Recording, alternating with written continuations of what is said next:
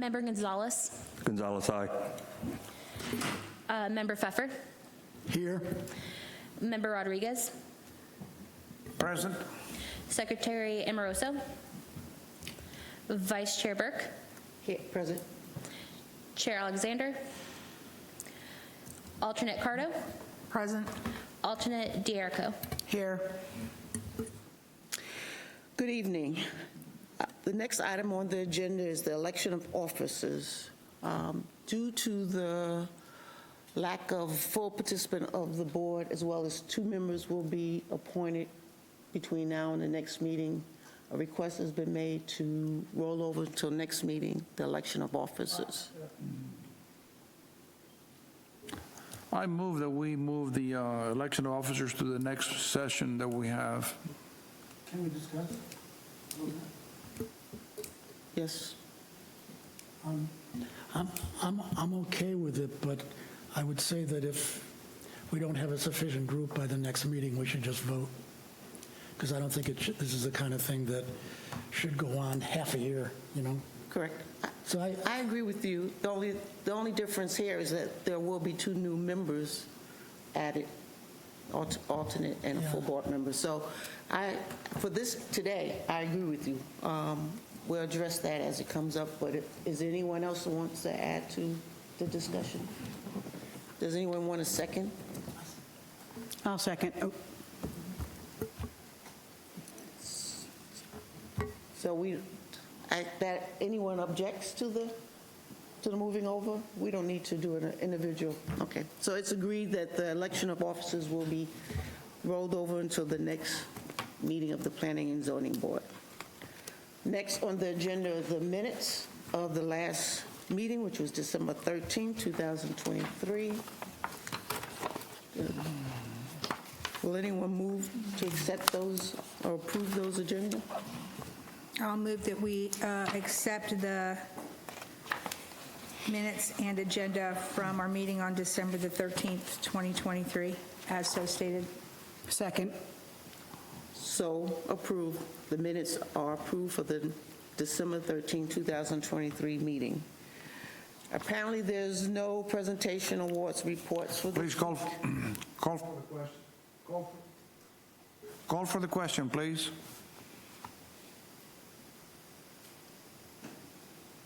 What, I'm not sure I understand. You have to call for the vote. For the adoption of the minutes? Yes, ma'am. I was told otherwise, but I have no problems with I say, calling the roll. please call for the question. Okay. All those in favor is the question. All those in favor say aye. Aye.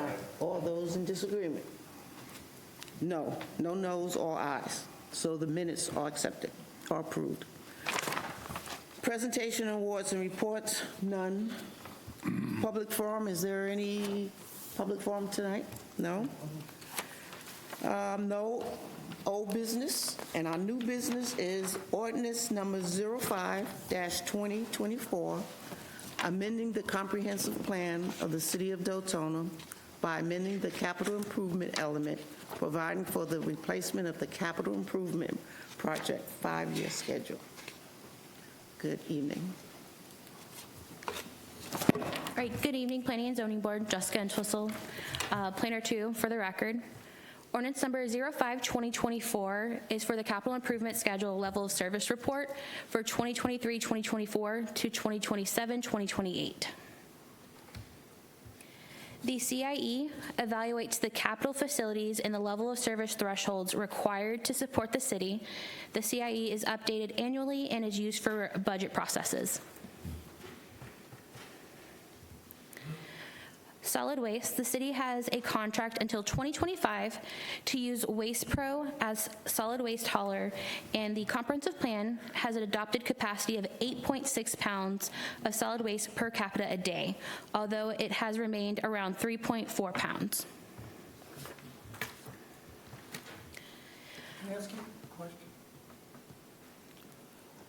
Would you prefer to hold off the questions until Can you your wait until after presentation? the presentation? Yeah, let her finish the presentation, and then we'll address questions. Parks and Recreation. The city has 697 acres of developed parkland, which will keep the city within the adopted level of service. Potable water. Water usage per residential unit has increased by 1 gallon to a total of 170 gallons in the last year. The city retains adequate water capacity to serve well above the level of service. Schools. The city of Deltona is currently served by 10 elementary schools, 3 middle schools, and 3 high schools. It's important to note Volusia County School Board is planning on rezoning 3 elementary schools to assist with their level of service. This is one of the options presented to assist with the level of service for Timbercrest Elementary, which is over the level of service. This is also in your PowerPoint given to you guys. Transportation. The city has approximately 41 square miles and over 450 miles of street and roadways. These roads maintained by the city, county, and state depending on the actual roadway. This is the current acceptable standard level of service per the comp plan. And this is the stormwater level of service for quantity and quality. This is also provided in the CIE report.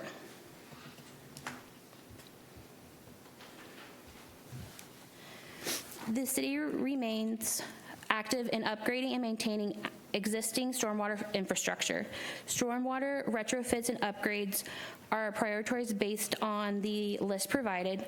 While some stormwater projects intend to serve as maintenance, many of the stormwater improvement projects increase capacity.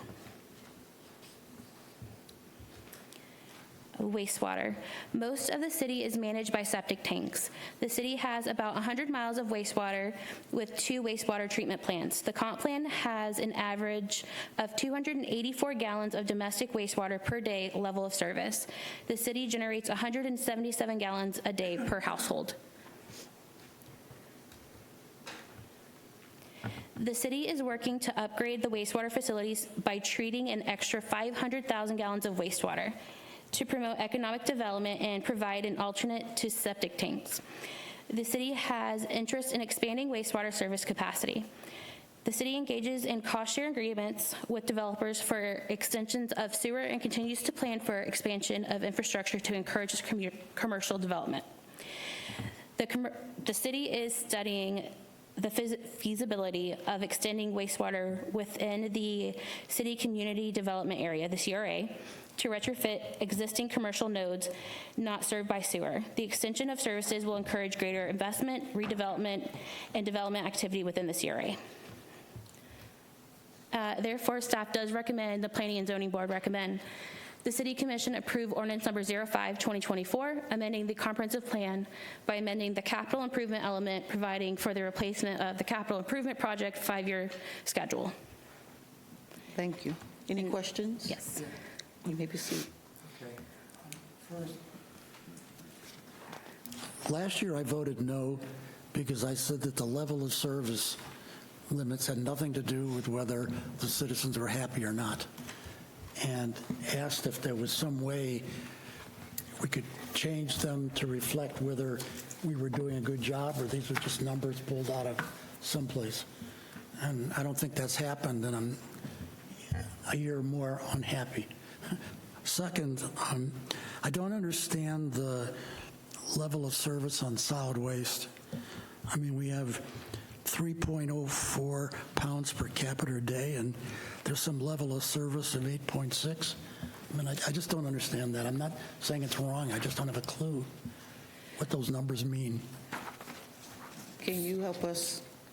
Yes, so the 8.6 pounds is per household per day. The 8.6 pounds was adopted from Volusia County's comp plan. We just kept the same numbers, although we are still at the 3.04 pounds. Is that good or bad? That's good. We're less than 50%. We're way below, which is really good. I'm sorry? We're less than 50% of the consumption of that was what the county had Okay. identified as the. The second thing is probably more important. In some way, there's a lot of complaints that we're screwing up Teresa Basin and we're putting too many houses in, or putting houses in areas where they're prone to flooding, and it's something we have to take pretty seriously because somebody could sue us. And there's nothing in the level of service that says some kind of numerical thing of what we should try to do, so that we're really flying blind when a complaint comes in. Is it making something worse? Is it making something better? And I don't think we can live this way. I mean, almost every development that comes in now is in more and more marginal or land, or encroaching more and more on floodplains or things like that. And you could say, well, so what? But the answer is we really need to have something that we can rely on so we can vote properly. And I just don't think this can be accepted as it is, because it's not helpful yet. The second thing, I guess, and it's probably more of a wish, is when the commission fills the vacancies on TP&Z, since it's not elected, they have a choice. I wish they would get somebody with some aquifer geological experience, so that we can speak with some knowledge. I don't mean to insult any of us. I just don't. I'm uncomfortable. I don't know why I'm uncomfortable. And so I'm not happy with this. Let's put it that way. And it's not your fault, but it's just you can't justify it by saying I copied it from someplace else, because we don't know whether copying it from someplace else is appropriate for an area where there's flooding versus the mass of the county where there isn't. Well, the stormwater was not copied. The stormwater, there are upgrades being made, and there are studies, like the Teresa Basin study, that's being done. The solid waste we used that number from Volusia County, but the wastewater and stormwater, we did not copy from Volusia County. That is our information. There's nothing in here on stormwater that's got a number in it. Sure there is. Where? Right here. I don't know where right here is. I'm sorry. So on the stormwater page, it tells you what the number is. It's 24-hour, 100-year frequency. That's the amount of water that's generated from a storm that lasts 24 hours. And you have a 1 in 100 chance that it's going to happen on an annual basis. So every time plans are submitted to the city as part of a site development plan, the civil engineer is required to meet those levels of criteria in when they're doing the development, so that they accomplish and account for all of the stormwater, whether they make ponds, or they collect it, or it perks into the ground, or they convey it to the public right-of-way, and it goes through a city or county conveyance pipe to an outfall point someplace else. So these are the levels that the stormwater has to meet. So our civil engineers that are submitting plan packages have to comply with these requirements. That's in the presentation, the slideshow. But if we don't trust the 100-year flood projections, because locally people come in and say It's not 100-year. It's a 100-year storm that has a 100% chance of happening in a given year. And it lasts 24 hours. So that amount of water figures into an equation that a professional engineer who's a civil engineer is going to do stormwater calculations with those mathematical components. They go into an equation, and he figures out how much water is going to be generated from that type of storm. He has to compensate for that much stormwater. Can we track that? Track it how? If there's excess flooding, we say whether it violated that equation? 100%, because when the city staff reviews it at DRC, they're making sure that those calculations and that math complies with what the code says that it has to comply with, which is derived from this, which is derived from the comp plan for the city. So it's not just Random?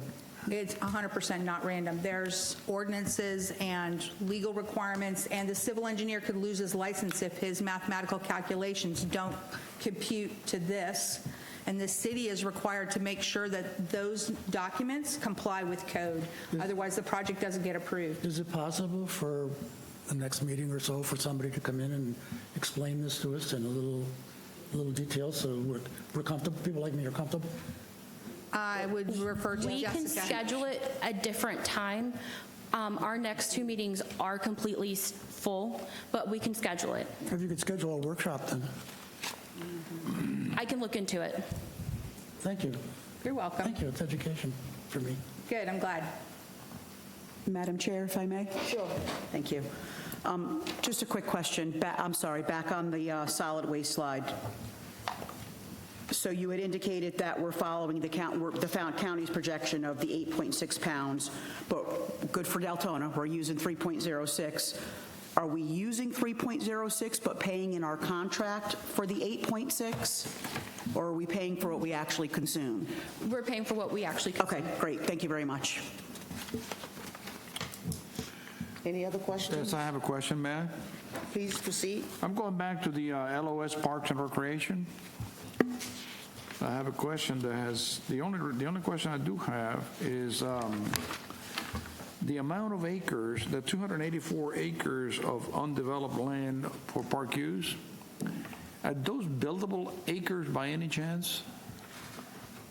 I am not 100% sure. I will have to go back and check. I know that a lot of the lands that the city does own are wetlands and stuff like that. I know we looked into that for AHAC in the past, but I can go back and look for you. Well, I'm curious because a lot of times, and I'm talking from the AHAC perspective, that we constantly say we don't have land. And I wonder if some of this land is owned by the city, could at some point in time could be allocated to be used for affordable housing for the city. That's all. All right? Thank you. Thank you, Jessica. Any other questions? I have one, and it's dealing with the septic tanks. You've indicated that the city is working with developers to increase the number of households, I believe, who will be connected to the city's sewer system. Is it anything else the city's doing to connect more residents onto the city sewer system other than working with developers? Are they doing anything independent? I know that they are doing the study for the CRA. I know that it is one of the things that we're going to be looking into with our comp plan update. Other than that, I'm not exactly sure what we're looking into. I apologize. Madam Chair, if I might? Sure, that would be helpful. Phyllis Wallace, Public Works. As you stated, all new developments will be connecting to sanitary sewer, and as part of that, we look at the opportunity, at least preliminarily, can we do a size upgrade, if you will, a piping upgrade. So if their development needed a 4-inch force main, we may ask them to upsize that to an 8-inch force main, looking to the future that we will be looking at doing, I hate to say the nasty words, septic to sewer conversions. So we are looking into that in every opportunity that we can. It's just the cost of that is overwhelming, and it's not as simple as just putting pipe in the ground. Member Cardo talked about design, engineering, and permitting and all of that. It is a large project for the city to undertake, and finding the resources in which to do that, we're also looking for that as well. We have recently got appropriations money for the CRA, and another section of Deltona that would be more in the commercial area, but that doesn't exclude us from looking at, can we connect some single-family homes out there at the same time? So we are pursuing all of that. I noticed this, I think it was 66, 45-something residents, income non-residents are currently connected. What percentage of that, of the city's, both residential, non-residential, do you know? I don't mean to put you on the spot. I'm just curious. Yeah, I would just roughly estimate that of our service area, because we are serviced by Del North, which is Volusia County, but in our service area, I would say we have about a quarter of our properties on sanitary sewer, and the rest are being served by septic. Okay, thank you. I know that's a big issue. Yes, ma'am. I'm in real estate, and getting people to attracted to houses, no matter how much you tell them that septic tank is not what it doesn't have a negative connotation. In fact, it can save you money. It just has, it does have a negative, and we want to attract more residents and be more inclusive. It would be helpful for the city. And we know with the changes to Environmental. to septic tank requirements, the new systems that are out there that are being required by the health department are highly more expensive than what I put in my house in 1985. I'm sure. So I baby my system very well because I don't want to have to fork out a $25,000 fee to replace my septic system. So. Okay, well, thank you. May I ask an ancillary question to that? You had mentioned. I just want to add one comment to this sewers issue. Put my name down, signing up for it. I want it done Monday. Thank you. Three residential connections from 665, so that's what's up. I didn't make out what you said, I'm sorry.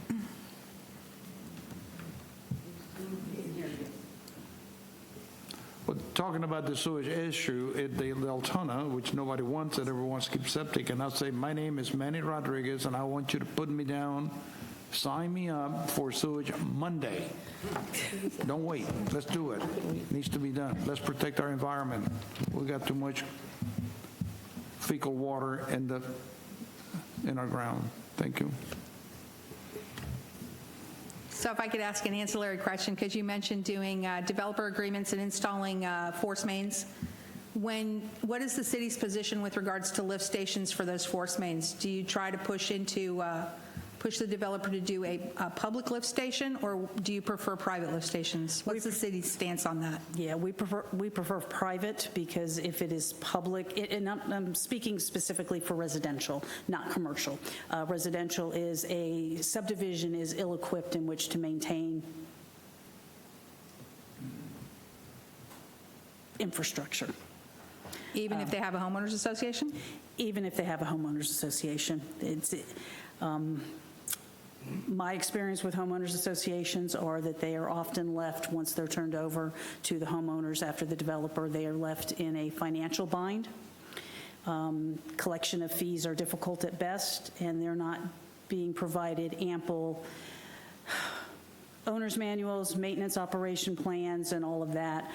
So to turn over a lift station, which could be catastrophic if it were to fail, they would be ill-equipped in which to respond to that. Okay, so maintenance agreements with companies that specialize in that isn't something that you would push for?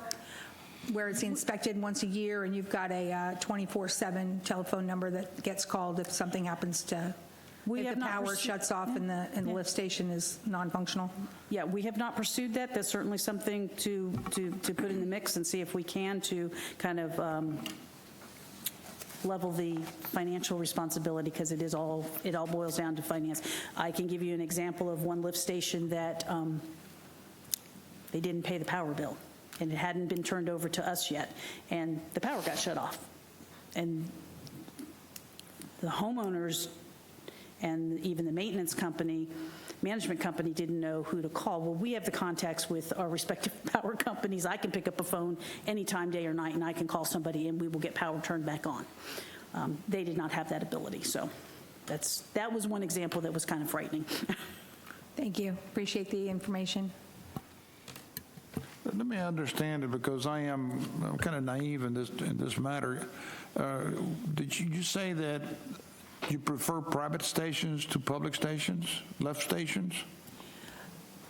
Private stations work well in commercial developments. Okay. Shopping centers, those type of developments. In a residential community, a subdivision, they don't work well in the standpoint that you're having a private homeowners association be responsible for your infrastructure. There's a difference between being responsible for parks and green space and signage and, a tot lot. So let me ask you a question then. At what point in time is that the lift station transfer from private to city? At the time of the transfer, the HOA to the resident? No, sir. During the development review process for a subdivision, we look at all the infrastructure. We look at, is the infrastructure to be dedicated to the public? And once they have either put the infrastructure in the ground or they have bonded that and they want to record their plat, that then gets turned over to the city of Deltona for our responsibility. The reason I'm asking the question is because as the developer builds homes and builds out the subdivision, the lift station is already working, right? As people move in, people may move in before the total completion of the subdivision, right? That is correct, but we have That is already correct. taken over the responsibility. So at that point, is the lift station transferred to you, or is it you have to wait until the development is completed? No, we do not wait for your traditional, when a homeowners association is turned over to the residents, as I think you're referring to. We take it at the front end because we understand we have residents living out there and they want to be able to flush. Okay, thank you. Thank you for the clarification, appreciate it. If there's no further questions, do I have a motion to? Madam Chair, I'll make a motion, please. I recommend that, my motion is for the Planning and Zoning Board recommend the City Commission approve ordinance number 05-2024, amending the comprehensive plan by amending the capital improvements element, providing for the replacement of the capital improvements project 5-year schedule. I so second. Very good. Would we proceed to the voting? I will start to my far left. I don't think we have to give us a reason in this case. Am I correct, Council? No. I vote yes. I vote yes. I vote yes. Yes. Yes. And I vote yes. So that's all 6 in favor, no in disagreement. We move on to the next item, which is, I lost my, staff comments. Any staff comments? No comments other than we will have a meeting in May and June. That's all. Very good. Any comments from the board? No? No, thank you. Okay. Well then, if someone moves to adjourn, we can adjourn. So moved. Second? Second. We're adjourned.